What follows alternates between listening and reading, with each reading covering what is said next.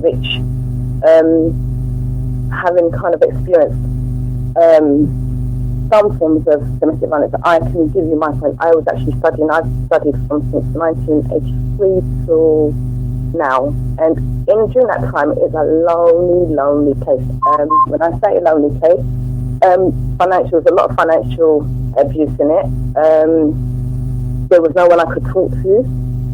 There was times when I just felt like I was just not being heard, I was not being understood. I had to bring my children up in all of this, but you know what, successfully I came through it. Mm-hmm. Part of the time, I had to actually call on services to actually help me through. Mm-hmm. And because of that now, I've actually gone on and I've put this event aimed towards victims and survivors of domestic violence. Mm-hmm. Because I know there are different types of abuse. It's not only that physical, it can also be psychological as well as which amounts up to the emotional. So this event now itself, as I say, it's I'm putting a fundraising event for Sunday Women's Aid.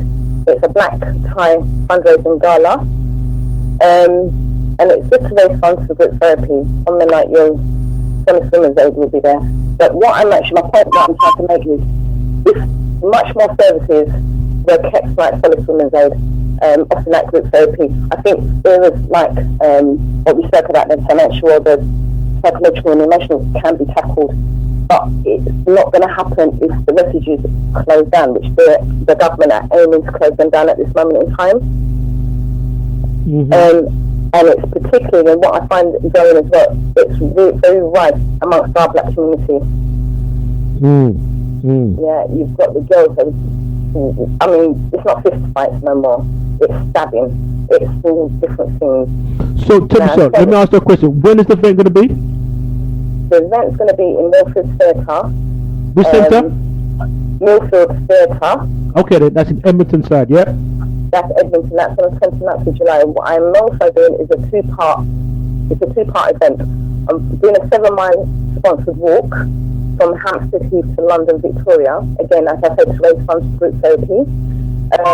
This will be on the 25th of June, and the second part of the event, which will be an indoor event, is the Black Tie fundraising gala, again to raise funds for group therapy. My aim is to try and help to stop. It's not going to stop completely because generations are born, but we just need to curb some things that are happening at this moment in time. If I can help to create some of this change, I would like to do it, and I would like the support of others. So if anybody's willing to come along on the sponsor walk, please get in contact with me. I'd love to see you all there, and also the event in Millfield. Let me ask a question here. So yourself, are you a counsellor yourself, or you do therapy work, or what's your role? What's my role? Yeah, what do you do? Okay, I'm a theatrical special effects media makeup artist. Okay. So so what I'm actually trying to do that she show is actually put it on as a theatrical production team. Mm-hmm. So we can go out each year and then do more or less raise awareness and then fundraise to stop domestic violence and sexual abuse, because it's not only happening. We're just a branch. London, England is just a branch. You've got the United Nations. It's happening in Sierra Leone, the Nigeria, where they abducted the girls and took them away. We've got sexual violence conflicts going on all over the place. Now, that isn't going to stop, but we also have to play a part in actually helping those children come over to England and receive the services to help them overcome any conflict that they've experienced in their country and to avoid it happening in this country. So, as I say, having a theatre production team, maybe go around to doing it with schools, colleges. But it's going to be, it's my first event, and I'm trying to actually evolve it to be an annual event so that I can actually make a difference. Okay. So as I said, I'm hoping everybody would be able to come along, support, and just help our generation to just come through with some form of difference to how we are behaving today. Okay, well, as we said, for the next few weeks, we'll be touching the whole thing about abuse and domestic violence and so forth, So we encourage people to come to the seminar we're doing on the on the 20, let me see, I've forget the date now, the 28th, Saturday 28th, because also we're having another event as well on that day there as well, looking at everything about finance and etc. Workshop upstairs. It's all taking place at the Park View Academy. We do events there the last Saturday in the month. Sorry, I can't hear you. We put events on the last Saturday in the month at the Park View Academy. Oh, right, okay. Right,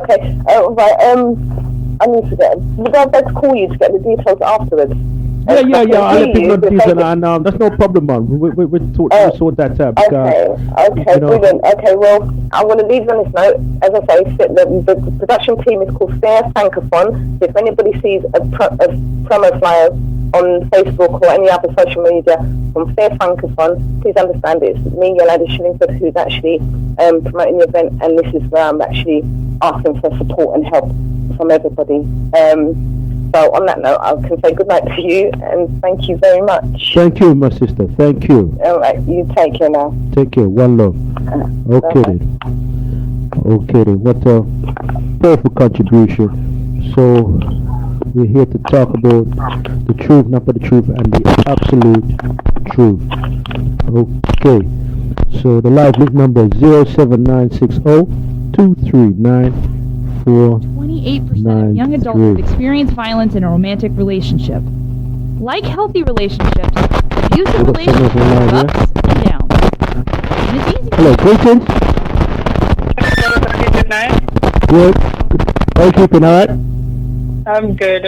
I was just listening to your after call from the last caller for putting that wonderful event, that two-part event that she's been promoting, the walk on the 25th of June and the 29th of July, I think the next one is.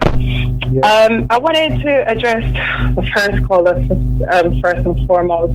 She seemed I don't know, very passionate about what happened. As she said, she's actually experienced domestic abuse, and one of the things I want to say to people out there who are listening is that a lot of people don't even understand what domestic abuse is in the first place. A lot of people, I myself, for a long time, when I experienced it, I didn't understand that it was actual abuse that I was going through. You think that an argument is an everyday thing, and the whole point of winning an argument is to make the other person feel bad about themselves in a way that, you know, they won't get back at you. So who has the strongest argument might win. We don't understand that an argument you can actually have a healthy argument. But if you look at domestic abuse, the whole meaning for me is the domestic side of it, and this is why it's domestic. It is someone that you're close with or have a relationship with. It does not have to be per se a partner or a husband or a boyfriend. It could be your mother. It's someone you're close with who behave in a way that may cause you physical, mental, emotional, or financial harm. Now, I heard the sister before talking about the financial aspect of it, and a lot of people, she was very correct in what she says, but I want to expand on that, as in financial abuse is actually where your partner deprives you of a financial independence.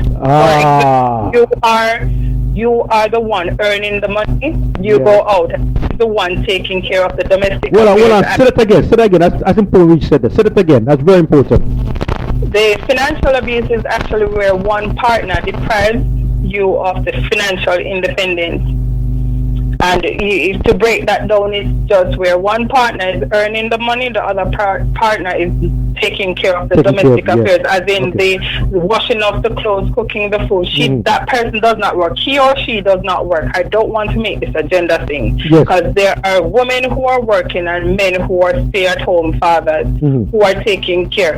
But the partner who is earning, deprive you, will not give you whatever is needed to carry out your and they can afford it. So you feel less of yourself, and financially is seriously important, as the sister said.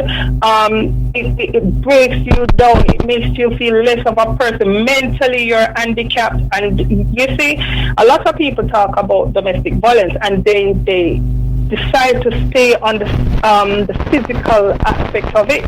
No, I can tell anyone that I could handle the physical aspect of it more than I could for the emotional, the financial. Like mentally, it's like you're enslaved and you cannot come out. There's no way that you can actually step. I was told, get out of my house, right? And I could not move. I was handicapped. I was in a place where I was hearing voices, except for the mental issues that developed because of that situation. I was in it. And there are so many ways of getting help. I was so surprised that... So is that because of what you've been going through the domestic abuse? No, I had issues before that, but I think what happened when that situation arose, I had a breakdown due to the situation at the time. So I can't say basically it was just that was the only factor that contributed, but that was a main factor that in that time contributed to the breakdown of my mental illness.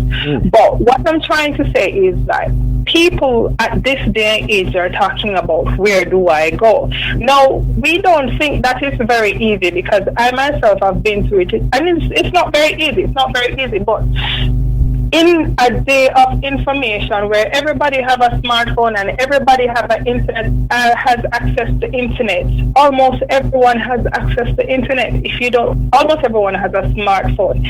And there are so much different hotspots that you don't even have to do it in your house. All you have to do is just type it in, domestic abuse, places, just type in random stuff about domestic abuse. I can tell you one specific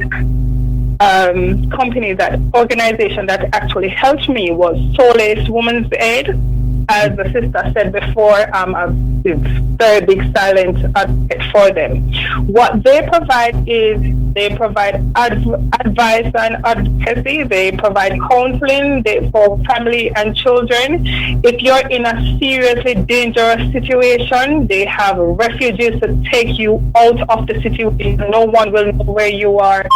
Will make sure that you're safe. For people who are going through sexual violence services, they have the rape crisis centers, and they have so much different projects going on.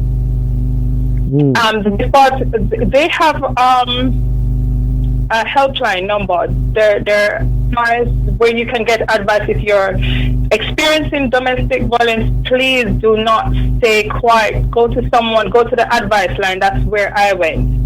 And their number is 0808-802-5565. Or you can email them. Say the number again. Say the number again. What's that? Say the number again. You went too far. So it is 0808-802-5565. And if you can't get through to them on that line, you could email